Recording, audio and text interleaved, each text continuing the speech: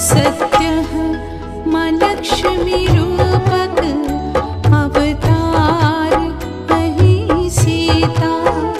सत्यः मां लक्ष्मी रूपक अवतार अहि सीता। जानकी बयनी पापिक उद्धार अहि सीता।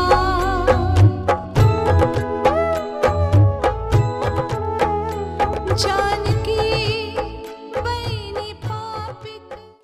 मिथिला के लिए आप अपने मुखारबिंद से दो शब्द कहें। देखिए, रामायण के बारे में तो पूरा विश्व ही जानता है, जी लेकिन मुझे खुशी है कि माँ ने मुझे माँ सीता के ऊपर ये गीत मैथिली में जी गाने के लिए चुना, क्योंकि बहुत सारे गाने हैं सीताराम के या भगवान राम जी के ऊपर, लेकिन माँ सीता के ऊपर ऐसा मैंने तो नहीं सुना है। जी तो ये पहली बार माँ सीता के ऊपर का गीत मैंने गाया है, जी और ये मेरी देन होगी मिथिला के वासियों के लिए। जी और वंदनीय है माँ सीता।